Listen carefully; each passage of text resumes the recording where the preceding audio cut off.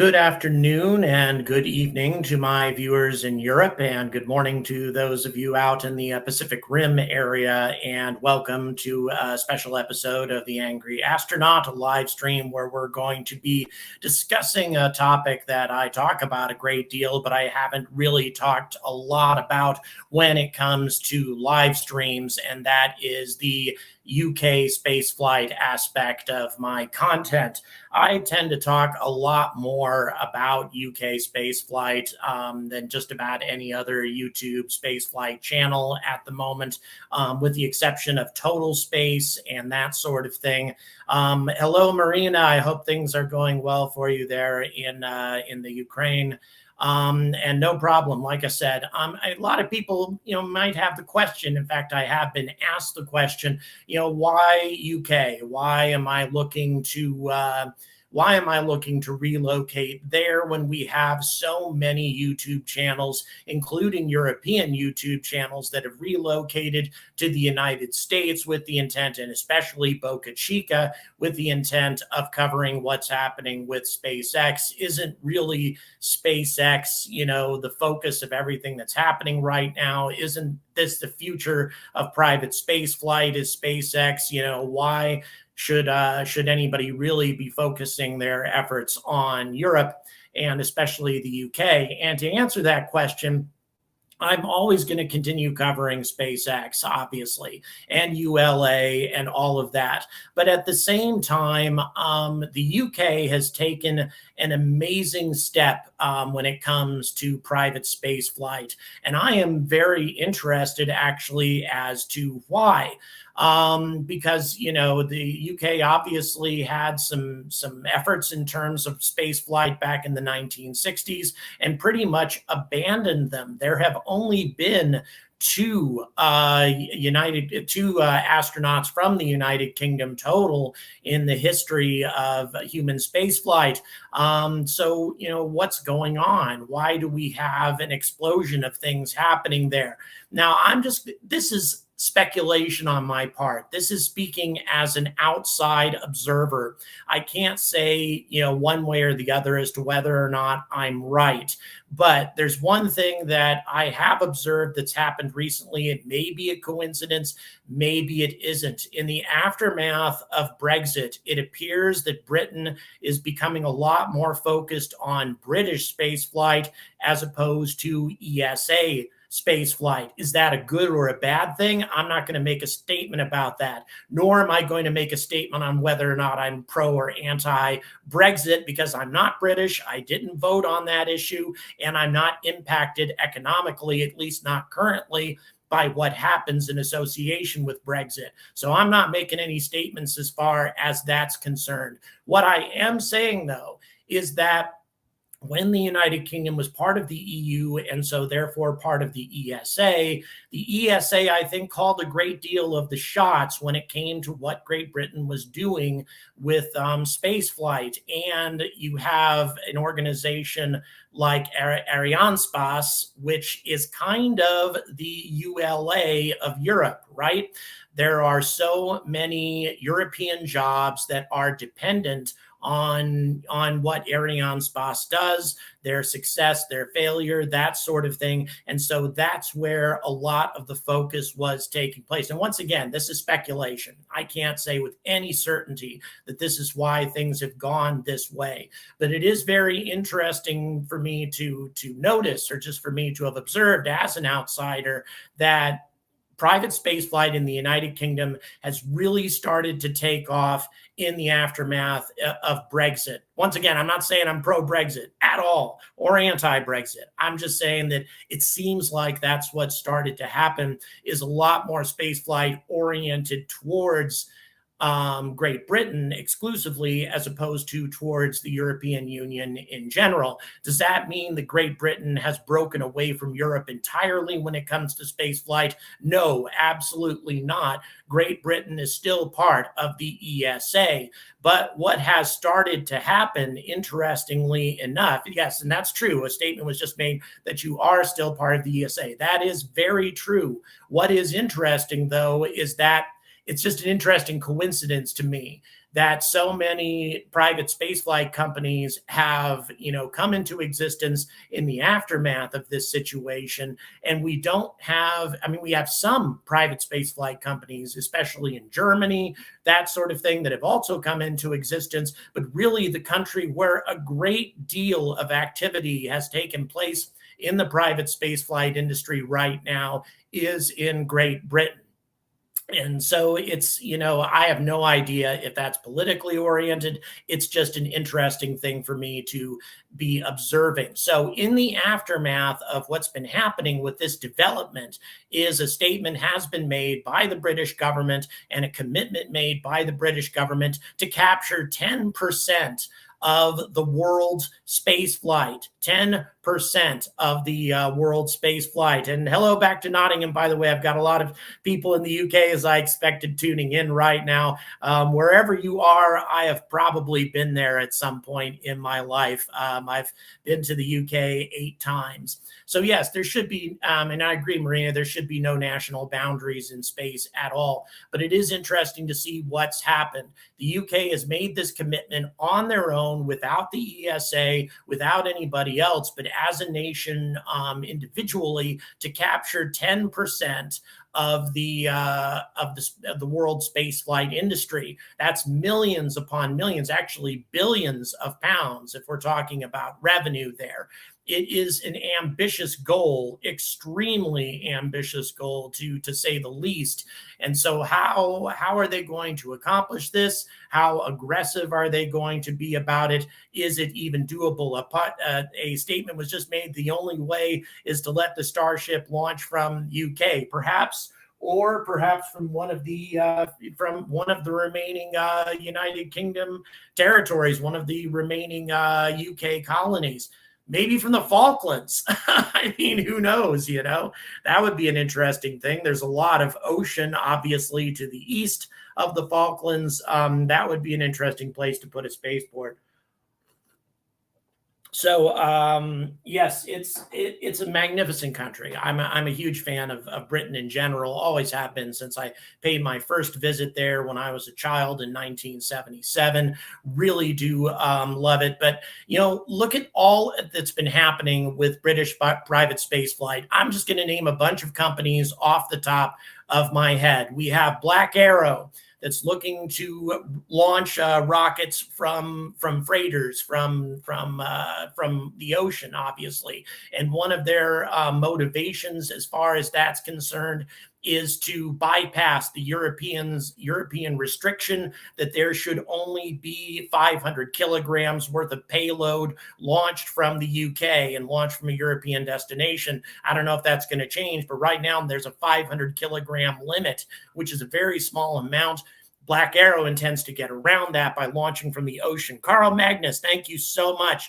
Much easier to build profitability outside the EU. Interesting. Once again, I don't know anything about it. I really don't know enough about the politics and the economics of it at all. It's just something that's an interesting coincidence. That's all I've said, that all of this has started to erupt. Yes, Robert, I am relocating to the UK. My intention, so many of my colleagues have decided to move to Boca Chica. I am moving to the United Kingdom to cover something that nobody else is covering. To my knowledge, there are very few, if any, YouTube channels with more than a few thousand subscribers that are currently in the United Kingdom covering what's happening right now. And I think that needs to change, and I intend to go to the United Kingdom and do this on a long-term basis. I've built some very powerful relationships over there, and I'm very excited about it. So to move on from Black Arrow, obviously we have Skyrora. The BVI, that would be an interesting thing. I would say Bermuda might be a better choice. But the BVI is an interesting idea, definitely. But Bermuda is another option. But still, it depends on what these colonies would allow and that sort of thing. Am I excited for the James Webb launch? Absolutely. A little off topic, but yes, I am definitely excited about it. And obviously, Arianespace is responsible for that launch, so I am pulling very hard for Arianespace to be successful with that launch. So much depends on it. It is an absolutely critical event, to say the least. Really, again, really do appreciate these super chats and such, and the support that I'm getting from you guys. It is fantastic. Marcus House, interestingly enough, is located, well, is it New Zealand? I think it's Tasmania, actually. He's in a very isolated area of the world, but a very, very good channel, to say the least. So yes, he is indeed in Tasmania. I thought I was right about that. It's been a while since I've spoken to Marcus, but yeah, he's a long ways out in an isolated region of the world, and yet does a very good job of covering what's going on in the world space flight and the activities associated with that. The UK made the sensor for the JWST. Yes, indeed. The UK is heavily involved in a lot of what happens when it comes to satellite technology, when it comes to so many things associated with spaceflight. The UK has always been heavily involved. What is interesting, though, is this major shift that's taking place to where we're talking exclusively UK spaceflight, homegrown UK spaceflight. That is an interesting development, and it's happening a lot. I mean, we're talking, as I said, I've already mentioned Skyrora, I've already mentioned Black Arrow. There's also Spacebit that's sending the first UK mission to the moon. On top of that, there's Orbex, and they are launching a 100% reusable rocket. Lockheed, as I mentioned yesterday, they're going to be making a launch from the UK as well. That's an interesting collaborative effort. On top of that, we have the OneWeb constellation. The manufacturing associated with that has been exclusively moved to the United Kingdom. So that manufacturing is now taking place over there. Very excited about that. Paul, I have not decided yet. I'm going to come over to the UK for about a month. I'm going to have a look around the country and make a decision as to where I want to be. So I have not actually made a decision as to where I want to be located. By the way, I do intend to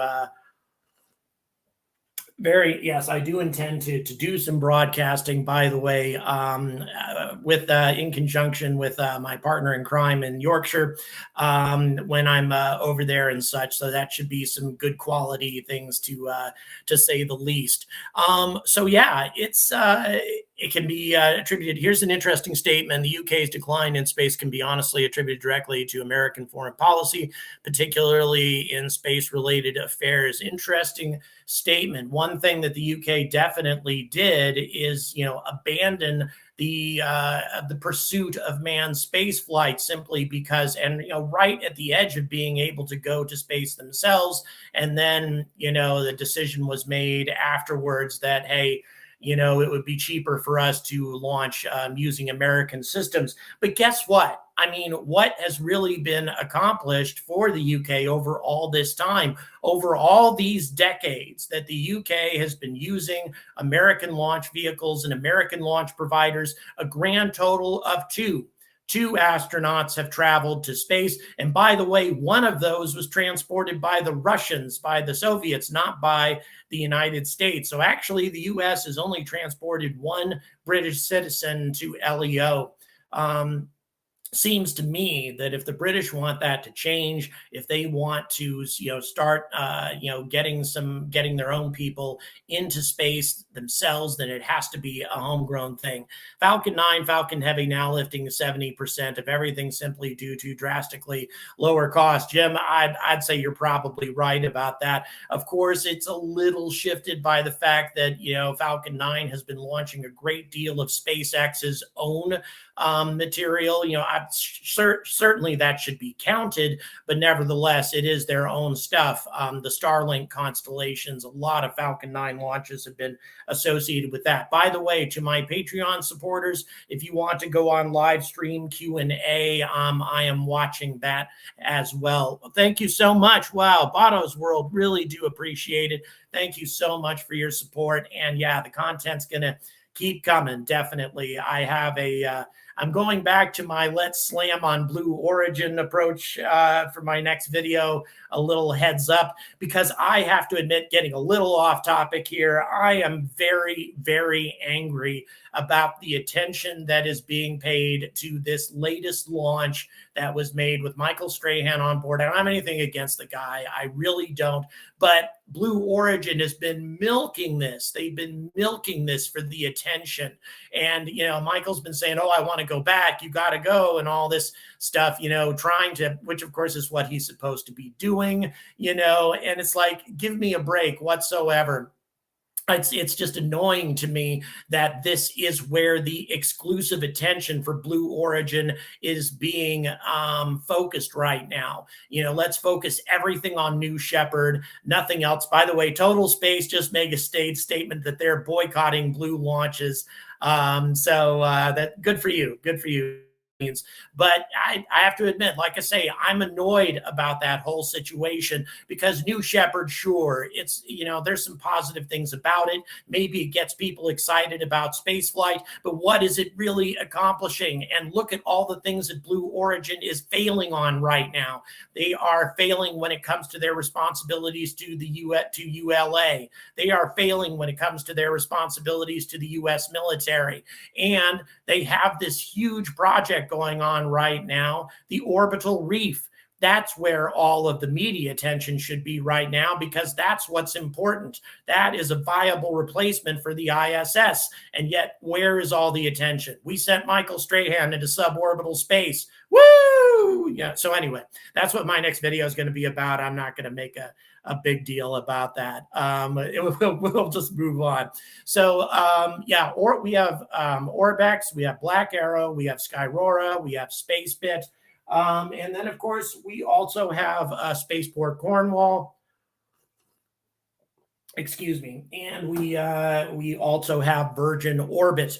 Virgin Orbit planning on making their first launch from the UK in 2022 from Spaceport Cornwall. A very exciting thing to say the least. Yeah. It's I kind of figured that this was going to be a bit of a focused, kind of sort of a narrow range topic for a lot of people. We have 147 viewing though, so I'm very happy about that. Thank you very much for joining us at the moment. But yeah, I figured this would be a bit of a narrow topic. Only so many people are interested in this. But at the same time, that's why I'm doing this. I want to bring more attention to what's happening in the UK, and not just the UK. I'm interested in what's happening in Europe in general, because Europe is definitely, the United Kingdom in particular, has made a statement that they are falling way behind when it comes to space flight. I'm glad that they finally recognize this, and they're definitely doing something about it. All right, let's see. It scares me to think that Bezos might actually end up becoming NASA's favorite supplier due to intimidation tactics. Yeah, I would say that there's a very good chance of that, and it is annoying as hell, especially with all the problems. Need to get angry to get more people here. Yes, it's a good recommendation, Paul. So yeah, maybe I am a little angry about the fact that, UK spaceflight doesn't have more attention than it currently does. Now, I mean, I've released some videos that get 40, 50,000 views on the topic, that sort of thing. I'm very happy about that, because that's far more views than I have UK subscribers. I think I have somewhere in the vicinity of 11 to 12,000 subscribers in the UK, which is pretty disproportionate amount, actually. Quite a few UK subscribers, but still not nearly enough attention being paid to this. And there are some huge things happening. Massive innovation. Once again, Black Arrow launching from the ocean. How many people are doing that right now? SpaceX is talking about doing it, but we don't have anybody doing, launches from an ocean platform at the moment. UK is the land that produced Isaac Newton, James Watt, so many other scientists. Why should they forsake spaceflight? I agree. I agree completely. And, the time, I hope, has finally come for this to turn around completely. It certainly appears to be happening at the moment. The UK is definitely making a strong effort to turn this situation around, and I am very happy about that. And there needs to be more attention paid. Another big thing that I have to say that I'm very angry about is the fact that there is not enough attention being paid worldwide to the space junk issue and the crisis that we have in low Earth orbit. Right now, the United Kingdom is taking the lead when it comes to privately investing in companies that are looking to remove space junk from low Earth orbit, cleaning up our space environment, our low Earth orbit environment. The UK, of all countries, is taking the lead on this. Is the US? No. Is SpaceX? No. Is ULA? No. What the hell is going on here? Why is the majority of the focus on this incredibly important issue, residing almost exclusively on the European continent and especially in the UK?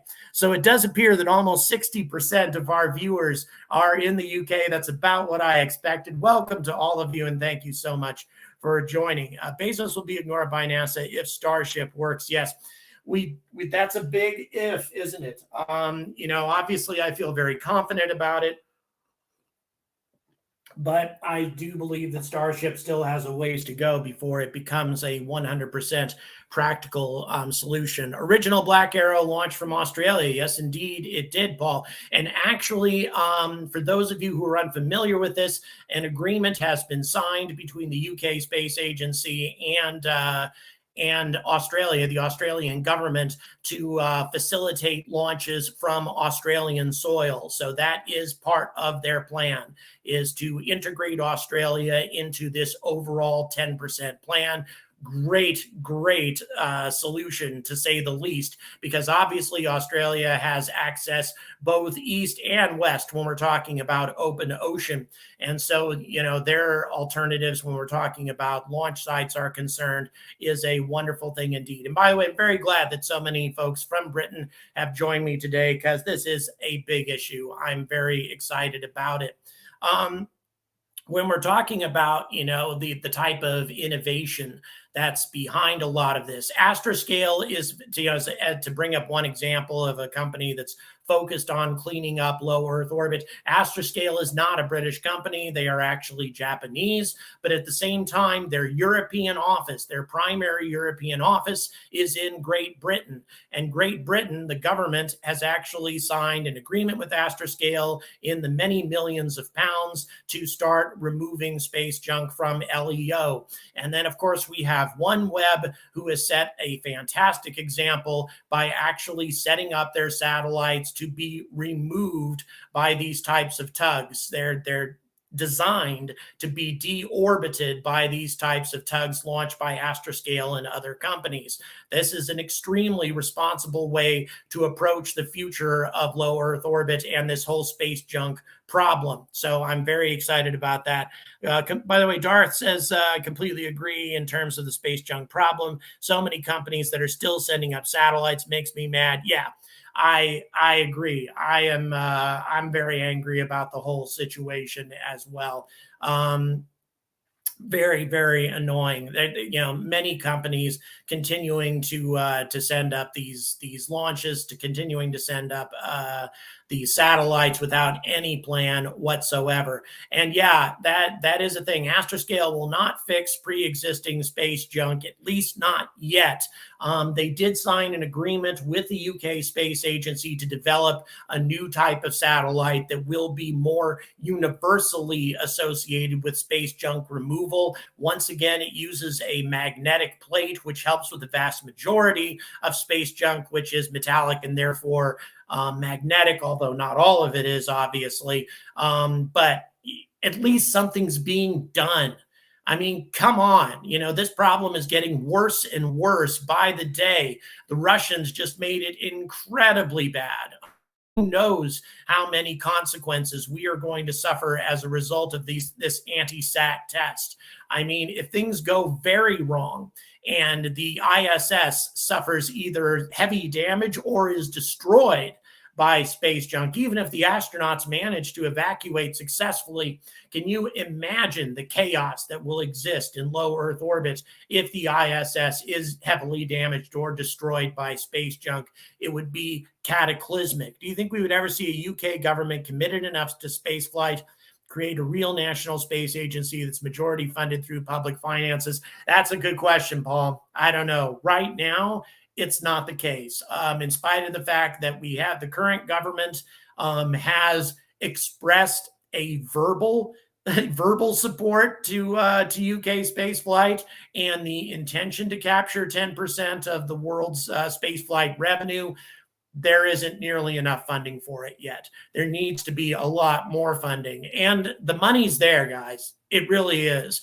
As I've said many times before, the UK is the fifth largest economy on the planet. When it comes to Europe, only Germany has a larger economy. Britain has a larger economy than France, and they have a significantly larger economy than Russia.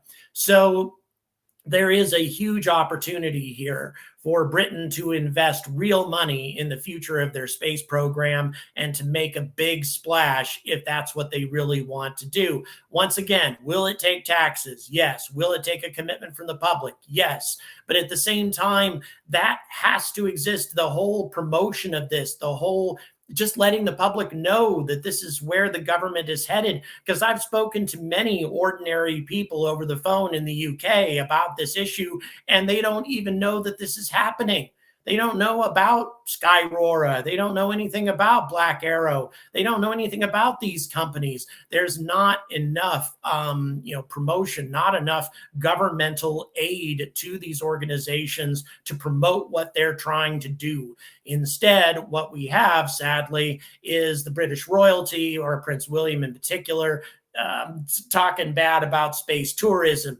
Now, that shouldn't apply to UK spaceflight because they're not engaging in space tourism at all. They're engaging in things that are very positive for the future of spaceflight. And once again, that's something that gets me angry as hell about the whole Blue Origin thing, is the fact that they are getting so much damn press on New Shepard. And do you think everybody's thrilled about this? No. You look at Michael Strahan and talking about how excited he was to go into space. Well, good for you. I'm glad you got that opportunity. But how many millions of dollars do people who aren't huge public personalities have to pay in order to be able to go to space, to get that opportunity to take a suborbital ride? Almost nobody can do this. And people recognize this. People know this. So as a result, I think that all the press that Blue Origin gets for New Shepard is as harmful to the long-term survival of private spaceflight as it is helpful. As a matter of fact, it may even be more harmful because it just looks like billionaire playboys fly into space and, huge NFL stars like Michael Strahan, whereas the average person will never go. How quick can they evacuate the ISS? James, as long as they have warning, as long as they have some sort of, an alert of some kind, the astronauts can very quickly pile into the Soyuz within 3 minutes is actually what's being told. Typical time for decision to leave until landing in Kazakhstan is just over 3.5 hours. Thank you very much. That was straight from my partner in Yorkshire. So and as I was saying, it is a very, very swift process. if you have warning. Once again, we are not tracking everything that's going on with the ISS. There are, pieces of space junk that are large enough to be tracked, but there are many others that are not. And even if we do get the astronauts off in time, a destroyed or heavily damaged ISS is going to be a cataclysmic event for the future of spaceflight. It's something that needs to be addressed. We need to address it now, and it needs to be something that's handled on an international basis, not just countries like the UK, not just the ESA investing in this, but everybody.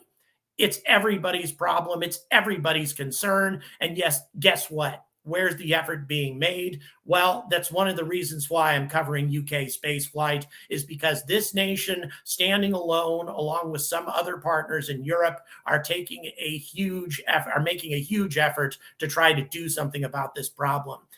Heavy lift, reusable rocketry is the best way to clean up the space lanes. I agree, definitely, Brownsville. I would agree totally with that. Having 100% reusable rockets is definitely a way to clean up the space lanes. But at the same time, that's only for future debris. We have everything up there right now that continues to represent a threat. We have to find ways of getting rid of it. Given that NASA is underfunded, I think it should be turned over to the Department of Defense, already a dog of the military and everything, but nay, Marcos, I agree with you. The Department of Defense has the money to fund that sort of thing. And think of how cataclysmic this would be for the DoD if we were to lose our entire low Earth orbit network of satellites. It would be utterly disastrous for the future of the U.S. military. So, yeah, why not spend some military money on this? Definitely. Do you think we need space commentators in the UK on YouTube podcasts and trying to talk about space here? Not sure how we can kick off the conversation. Plenty of expertise. I agree, Matt. There is. That's one of the reasons why I'm coming. That's one of the reasons why I'm going there. Now, Total Space, just so you know, is an organization that has UK folks involved in it. I would call them a UK channel. But Total Space doesn't have a ton of subscribers yet. And I'd love them to have more. They only have just a hair over 1,000 right now. They do a lot of podcasting from the UK. I intend to collaborate with them in the future once I head over there. So yeah, but there definitely needs to be more. My hope is to go over and set an example. If a Yank can come over and be successful covering this sort of stuff, then maybe others can do the same. That's my personal hope.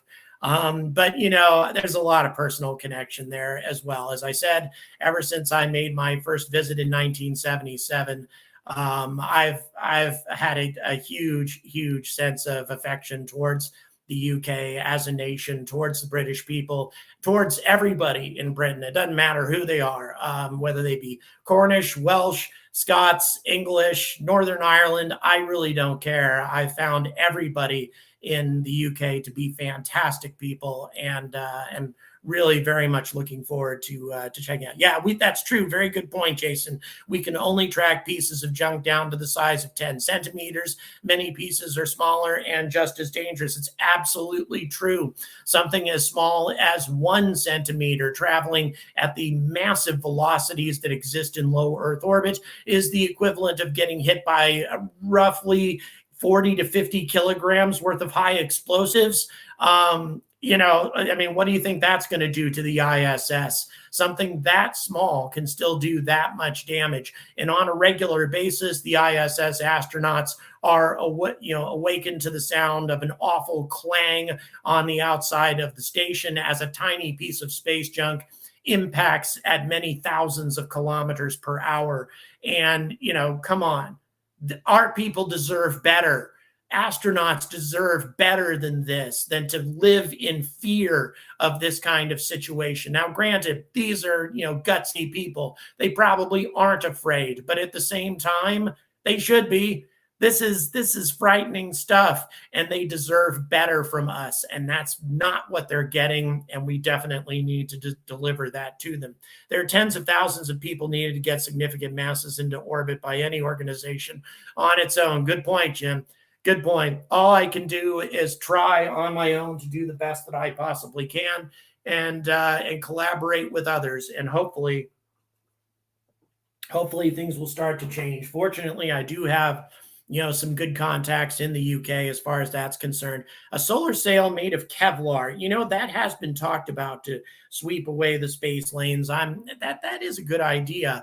And like I say, there's a lot of good concepts out there. The question is, how long is it going to take to develop them? How much of an investment is it going to take? Do we have anything that's ready to go right now? Well, we kind of do. Astroscale does have a functional satellite, but it has limitations in terms of what it can actually remove. But it would only take minor modifications for it to be fully functional, but it requires the investment. It requires the commitment. So, we definitely need to take action, and we need to take action as a planet rather than individual countries. And once again, this is another reason, as I've said a number of times now, that I'm covering UK space flight, is because Great Britain is taking the lead in attacking this problem. And I'm very happy about that. I think the UK public generally thinks the UK space sector consists of lipstick-shaped rockets and the Beagle lander. It'll only take one company to show them something different. That's right, Paul. And that moment is rapidly arriving. That moment is about to arrive. I think when Skyrora makes their first launch of their XL rocket, especially if it's a successful launch, I think that is going to change things. When Virgin Orbit makes their first launch from Spaceport Cornwall, people will start to pay attention. That will definitely make a big difference as far as that's concerned. N1, I may move the camera at some point. I don't know, for some reason I kind of like this angle, but nevertheless, I think that might be a good thing. And that's a good point. I'm looking at my computer screen as I'm talking to you guys to pick up the chats that are coming up. That's where my attention is focused. Well, hello, Denmark. Very glad to meet you folks as well. So yeah, it's once again, I'm going to take about another 4 minutes and then I'm going to close. So, when people ask me, why are you going to the UK? Why is your focus, going there as opposed to all of the things that are happening in the United States? All of these YouTube channels are going to Boca Chica and going to the US to cover what, is widely regarded as the future of spaceflight in the United States. Why am I going someplace else? Because somebody has to. Somebody needs to do something about this, because there is a great deal of activity going on in the UK at the moment. And I appreciate everyone's support, everyone who watches, everybody who likes and subscribes, everybody who gives me a super chat. All of this is going towards my objective of relocating to the UK and covering this very unique, this very innovative and very undercovered subject. UK Space Agency wasn't happy with OneWeb investment by the government, who wanted to turn it into GNSS because they can't use Galileo. Interesting. Investment in OneWeb is more than their total annual budget. Yeah, the UK Space Agency doesn't have much of an annual budget. That's very true. A lot needs to be done. Thank you so much. I really do appreciate the Turan, I believe, BJ Turan. Thank you so much for the support. Have I read the Japanese manga? No, I have not, actually. Like Arthur C. Clarke in comic book form, deals with the issue of space junk and military conflict in orbit. Wow, I'll check that out. I certainly have read my share of manga over the years. It's been a very, very long time. My favorite was probably Nausicaä, Valley of the Wind, or whatever that was, all those years ago that I read when I was young. That was some very cool stuff.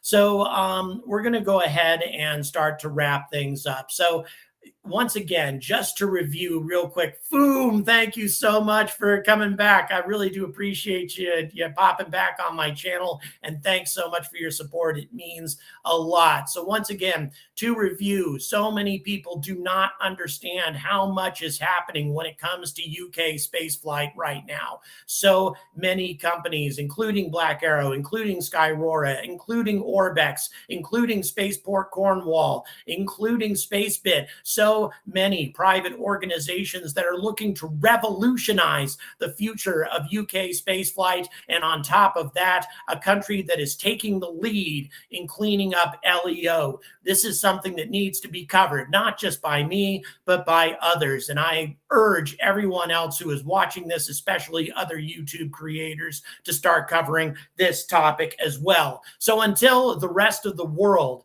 recognizes what the UK is trying to accomplish right now and starts to follow their example, starts to recognize that you don't have to be a massive country, you don't need to be a superpower in order to have your own private spaceflight industry and to make a splash for the future of humanity in the solar system, until every other nation realizes what the UK has recently realized, I urge all of you to stay angry about space.